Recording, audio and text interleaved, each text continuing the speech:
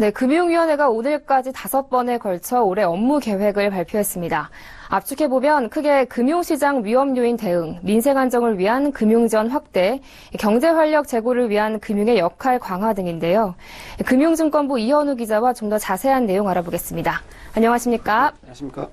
네, 우선 오늘 발표한 이 자본시장 개혁 추진 과제 내용을 좀 보죠. 자, 금융당국이 투자자 보호를 위해서 긴급 규제가 필요할 때 자본시장법상의 조치 명령권을 적극적으로 활용하기로 했다면서요? 네, 그렇습니다.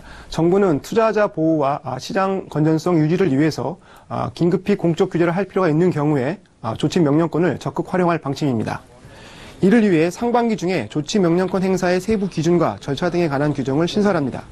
지금까지는 행정 지도나 업계 자율 규제에 의존해 이행하지 않아도 별다른 제재가 없어 한계가 있다는 지적이 있었습니다. 조치 명령권은 고위험 금융투자 상품 판매와 영업활동을 제한할 때 활용할 것으로 보입니다.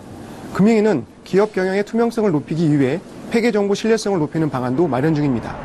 감사인 선임부터 감독 제재에 이르는 외부 감사와 전 과장을 포함해 종합대책을 이달 중 발표할 계획입니다.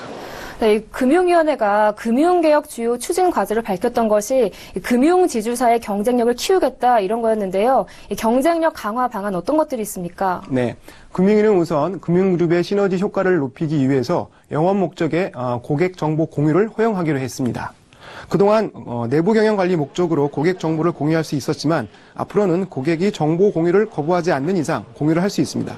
또 지주사가 법무 회계 등 자회사별로 수행하는 후선 업무를 직접 통합 수행하거나 IT와 홍보 구매 등 후선 업무를 전담하는 자회사를 통해서 해당 업무를 통합 운영하는 것도 허용하기로 했습니다.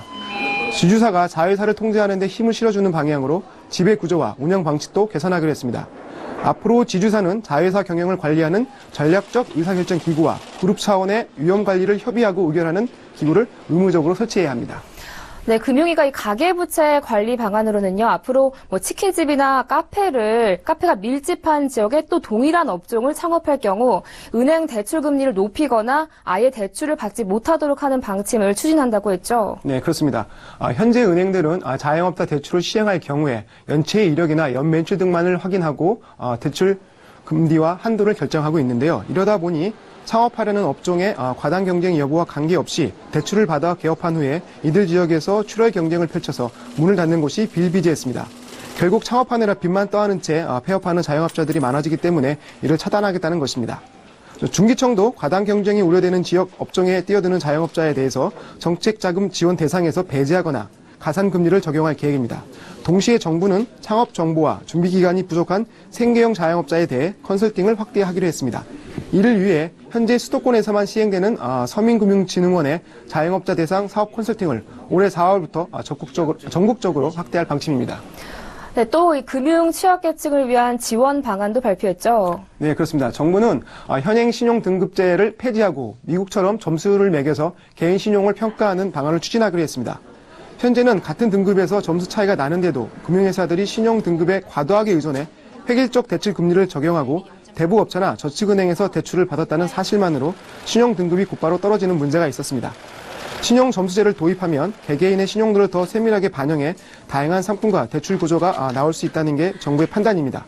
또 사회초년생이나 대학생처럼 신용 정보가 부족한 이들의 낮은 평가 받는 경우를 없애기 위해서 신용 등급을 산정할 때 통신이나 공공요금, 보험료 등의 납부 정보 반영도 확대하기로 했습니다.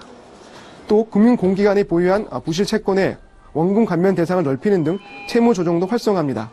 서민금융을 표방하는 금융공기관들이 회수 가능성이 낮은 채권을 너무 오래 보유해 오히려 연체 채무자의 제기를 어렵게 하는 걸 없애겠다는 것입니다. 네, 금융위원회의 올해 업무계획 주요 내용을 하나하나 살펴봤습니다. 지금까지 금융증권부 이현우 기자와 함께했습니다. 오늘 말씀 잘 들었습니다.